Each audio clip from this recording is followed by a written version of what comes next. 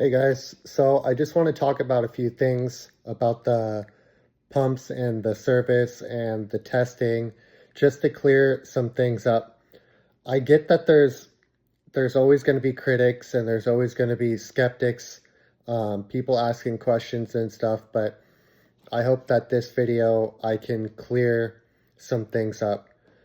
First and foremost, I want to start by saying that um, I'm not going to be charging you until I can successfully bring your pump back to life. So it's not like you're going to be sending me money and then I'm like, oh, like I can't fucking fix it. Like you're shit out of luck. Um, Basically kind of on past experiences with my beta testing phase. Um, Another point that I want to bring up is about the video you guys just saw where the pump was building 4,000 psi, and like obviously it's not going to hold 4,000 psi in your car. I'm deadheading it into a gauge. The point of that video is to demonstrate the strain and pressure that I'm putting on the pump, and it's not giving out. It's not like an O-ring is blowing out or like, something fails on it and it stops building pressure. I also want to address and talk about why that's only the real. I only need to verify pressure to verify that the pump is going to work and be stable in your car, because I talked about in another video, these pumps, all they're doing is they're taking a volume of fuel. So your low pressure pump or pumps are supplying the volume of fuel. So how much fuel, they're filling cavities and then they're compressing that and multiplying the pressure. They're not fuel pumps, they're fuel pressure multipliers. So they can't move any fluid on their own. I made a YouTube video really talking about that, and if you're really interested in that and understanding that metric of it, I can give you the link for that YouTube video, and it's just a short talking, giving you visual,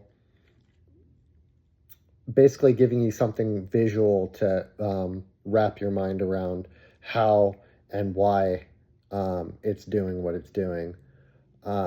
Another thing I want to say is, when you've done,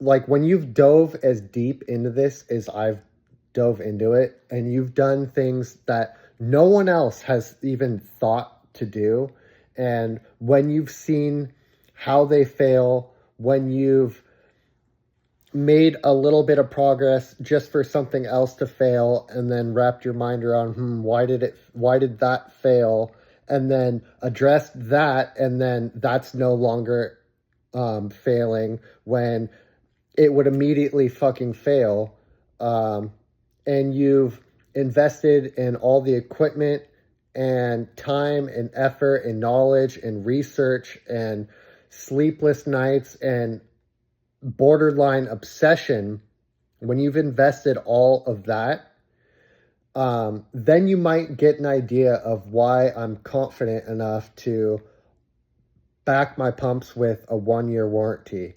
And I will say that the general modes of failure on the pumps are predictable.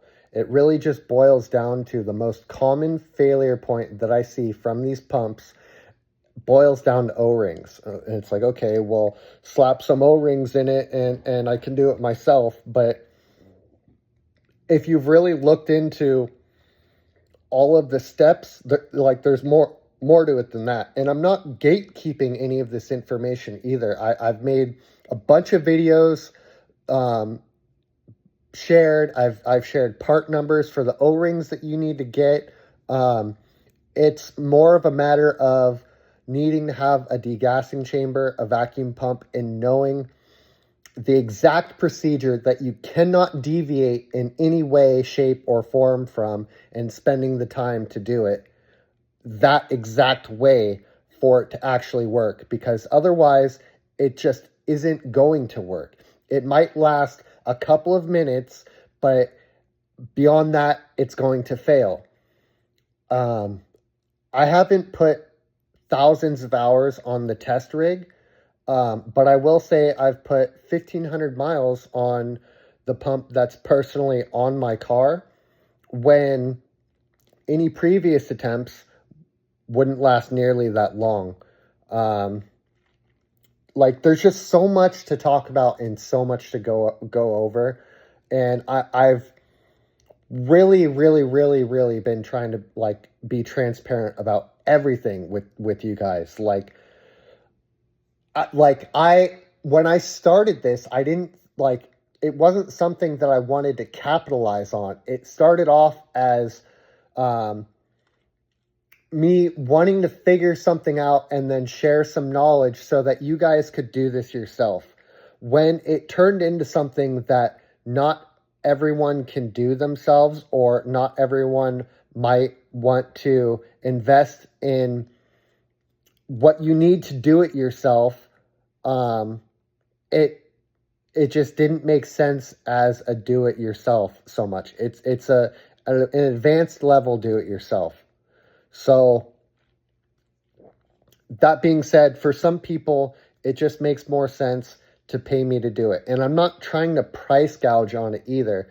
I'm trying to price for a fair middle grounds for like what it really takes me, the time and effort that it takes me to do it. And I'm considering how much you can buy a used pump for, gambling on a used pump that might last a week. It might last several years. And also a brand new pump that, again, is still subject to the same simple mode of failure, inadequate O-rings. They're just not up to par of holding up to ethanol. Even E10 kind of eats away at the O-rings that they use. And I think BMW knew this. I think what happened was in 2007, after a year, 6 months, people were having high pressure fuel pump failures left and right, and BMW was having to warranty these things out the fucking ass, right?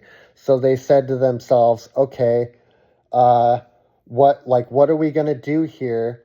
Why are the pumps failing? They probably came to the same conclusion as me from what I've seen dissecting all of these pumps. When I take them apart, the hydraulic fluid is contaminated with fuel. Why is it contaminated with fuel? The bellows aren't cracked. The O-rings failed. I've made other videos where I put compressed air on it, and you can see one of the three bellows is blowing out air past it. When you replace the O-ring, stops blowing air out past it. So,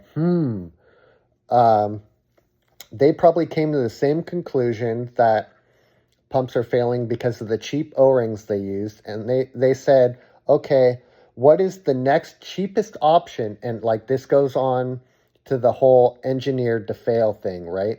They said, what is the cheapest option that we can put in there that is going to outlive the warranty but still fail at some point, so that after the warranty has expired, they're still going to have to at some point come back to us to buy this $1,000 pump again to get their car to work.